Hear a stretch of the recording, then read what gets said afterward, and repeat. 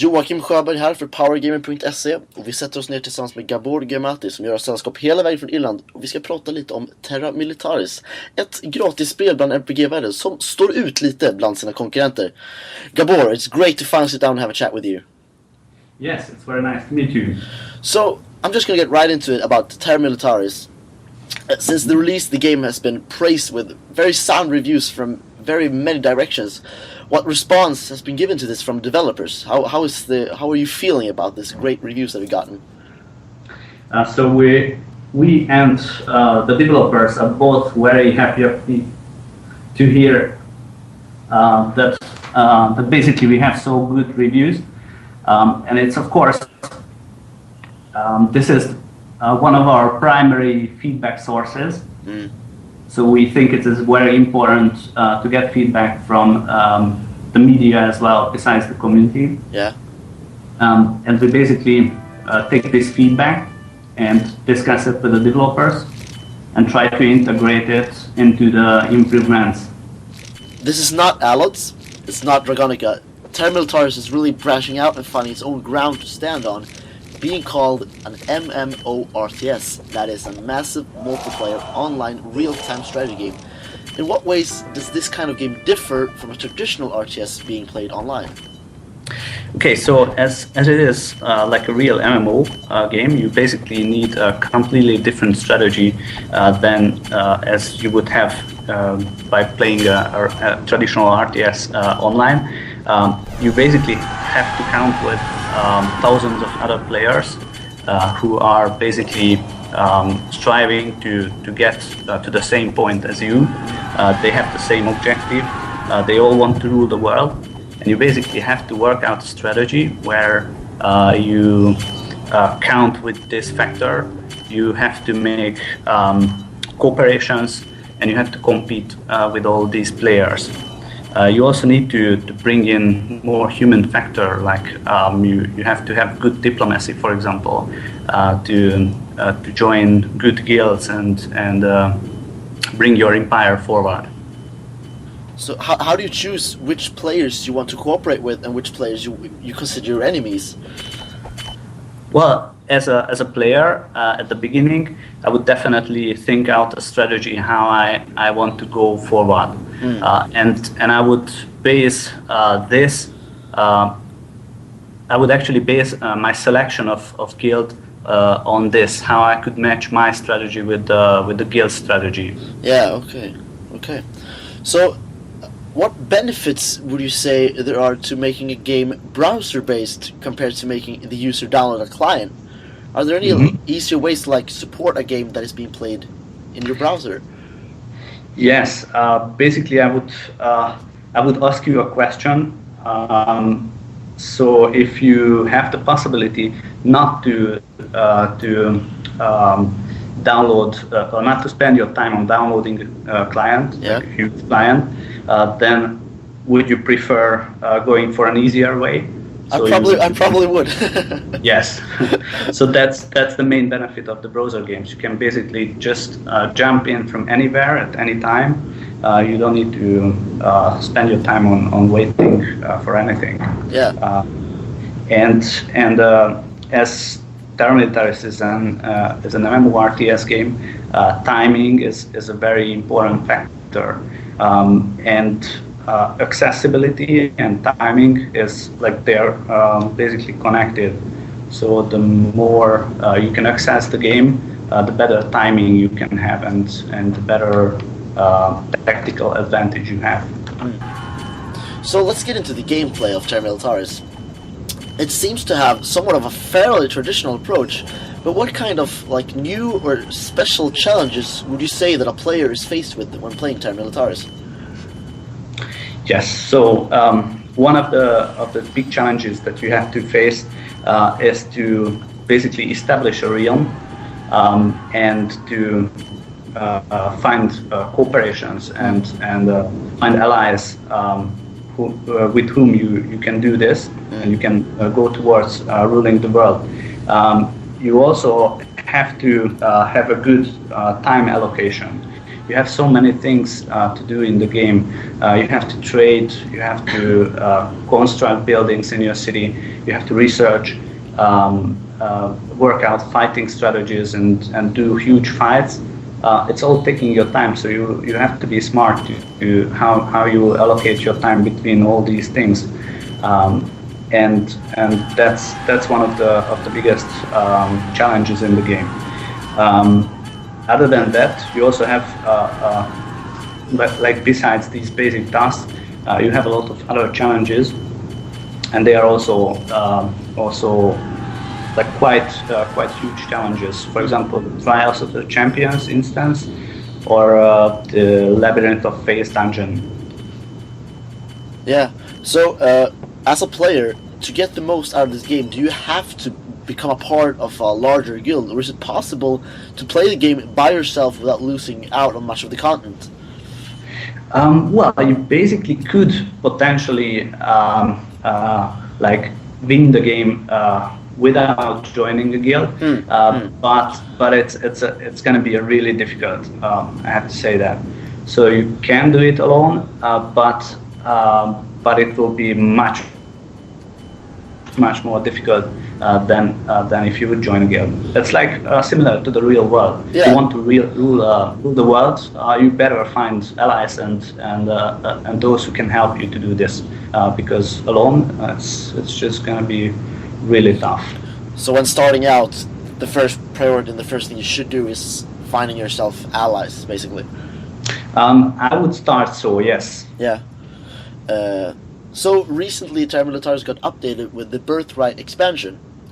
Mm-hmm. So in what ways did this expansion, did it change the meta game in any ways? Or how did the game change when receiving this expansion? Yes, so there are two big changes in this expansion. One of them is a little bit connected to what we were discussing before. Yeah. So finding friends and allies. There is an updated friend system, and it's much easier to communicate with friends. And the game basically helps you if you are connected with your friends, and you can do things together with your friends. Increase your friends level, and then benefit. Both of you will benefit from these effects. So this is one of the new game aspects. The other one is the nobility system. It's a completely new system that basically enables you as a noble to automatize some of the main tasks that you normally do in the game. I mentioned that your time allocation is very important between all the tasks that you have to do, and the nobility function is basically helping you with this, because you can put some of the tasks that you find less important or less attractive for yourself. You put them on autopilot, and at the same time you can focus more on what you are interested in and what you think could bring you towards your objective to rule the world. There are basically 7 areas of the gameplay that you can put into automatic. For example, if you want to focus more on fighting, then you can put your merchants on auto trading function. So while you are fighting and you're doing your RTS battles, your merchants will go around the world and bring your goods and trade it. Yeah, so it's been made easier to multitask. Yes. Mm-hmm. And someone just about to start playing the game, since we're now after the release of the Birthright expansion, will a new player have an easier time or a harder time getting into the game? Well, I would say it's the basic metagame didn't change that much. So you basically have to do the same aspects as before, but you have this auto function that helps you to do all those tasks easier. So maybe it's easier for new users, especially if they jump into the mobility system. It's going to be easier for them to get sooner into the functions that they want to go deeper into. So a new player won't have to feel that they're too far behind to start playing the game. Sorry? So I was saying, as a new player, you won't have to feel that you're too far behind starting out as a new player. No, and especially not because at the same time when we launched the Birthright expansion, we also brought out a new server on all languages. Yeah. And basically with the new server, everybody has exactly the same chance for winning the game or ruling the world. Yeah. So, and also new with the Birthright expansion, it seems like that you focused on some new, interesting, competitive possibilities. So, I want to talk a bit about the World Conquest Championship, as it's called. Mm-hmm. Can you tell us more about this and how it's been working out since the release? Yes. So basically, when we launched the expansion and also opened the new servers, we were looking for giving the players even more challenge, and we basically wanted to have a second layer of competition besides the main game, and this is why we were thinking on a main event, which we called the World Conquest Championship, where you can basically conquer the new worlds, where you do not have to rule only one aspect of the game. For example, if you would play the game in a traditional way, you would target to be the highest, the player with the highest fame. So you want to be the one who is on the top in the ranking in terms of fame or level of heroes, but you normally don't try to get on top of everything or so many things, and that's what we actually wanted. We wanted to offer the chance for players who feel that they are really good in several different categories to shine with their results. Yeah. And this is what the competition offers for you. So we have 6 major categories in the competition from different areas of the gameplay, and basically at the end we will have one big winner and of course lots of runner-ups. But this one winner will definitely prove that he's really good in all those different categories. And we also have like a secret factor built into this championship, because besides the main categories that we announced in the beginning and that we regularly follow up on every week, so players see every week how their overall scoring is. Yeah. We have additional categories that we will only reveal at the very end of the competition. So these are not major aspects in terms of the gameplay, but at the very end of the competition, they can basically do some surprises. Yeah. So when one of these championships end, another one starts. Is it a running event that keeps on going?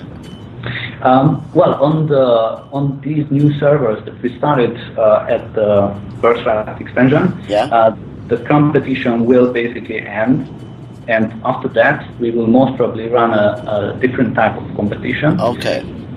But soon we're planning to bring out again a new server, and that most probably will run again with the World Conquest Championship, as players seem to like it very much. Yeah, I can imagine. It sounds really as a competitive core part of the game. So when a player or a group of players conquer the world, what happens? Is the game over? No, the game is not over because basically you don't just have to conquer the majority of the lands, you also have to keep them. Yeah. So once conquered, the opponents are still having the chance to basically attack your holy shrines, and therefore take the lands that you are controlling at the moment. So it's an ongoing battle, and we're basically offering championships or other big events where players can win, and which mean that there is an end of some sort, and at the same time the in-game ranking is basically a constant battle for ruling, but in the gameplay, as it is an MMORTS game, there is no such an final end. But this is a constant struggle of power, I guess. Yes, but that's very true. Seeing as, are there any benefits to fighting in a country that you currently are in control of?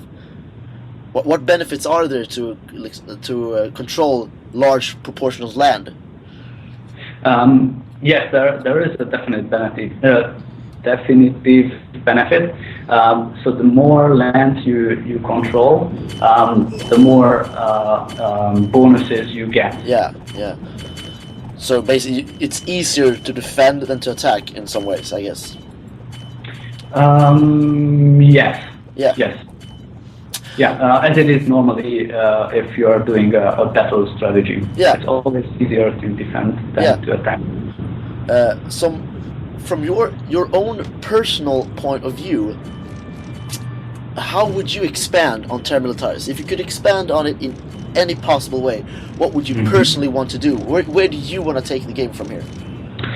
Okay, so at the beginning we were discussing about how important I think accessibility is for the game. Yeah. So this is what I would like to develop further, making the game even more accessible for everyone and from at any time from different platforms.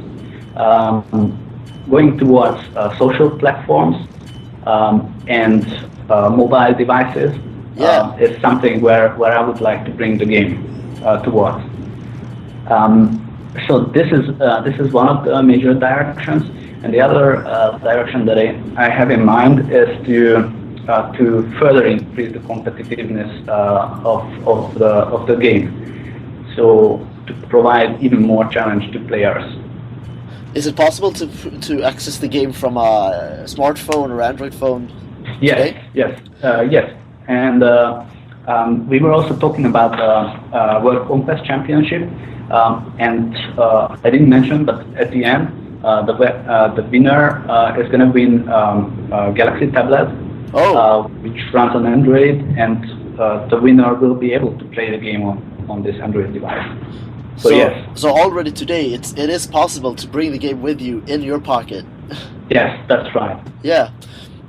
So, with the new expansion, Birthright is here. The game seems to be more vibrant than ever before. What would you say? What does the future hold for Terra Militaris? Okay, so I would say the future is gonna be even more interesting and exciting than ever. We are behind, or Birthright is already behind us, but we are already preparing for our next huge expansion that is going to come this summer. Yeah. And this expansion is going to be really big. It's going to offer features for players that are completely new to the MMORTS games. They are features that are similar features from other MMO games, but they haven't been introduced to MMORTS. One of the examples is that in this expansion we are going to introduce a war beast taming system, which is kind of similar to pet system in MMO games, and it's going to bring in a whole new type of adventure for players, because they will need to raise and grow their beast, which they can use in battles. Yeah. And besides, there is also one huge improvement, an addition that we would like to introduce in Europe only for Terra Militaris, and this is the international European battle servers. The battle servers is going to be a different type of server. It's a special server with special rules. Yeah. That is going to provide players much more intensive battles and overall more hardcore gameplay and game experience. So, Terra Militaris is not showing any signs of stopping. The game will continue to expand, to grow, and to bring definitely more challenges to any man who ever wish to hold the world in the palm of his hand. That is right. Thank you very much, Gabor. It's been great having you with us here. Yes, I'm also very happy. Thank you very much. And I'm very happy that the Swedish players are interested in Terra Militaris. Yeah, we are. I know for a fact that I'm really psyched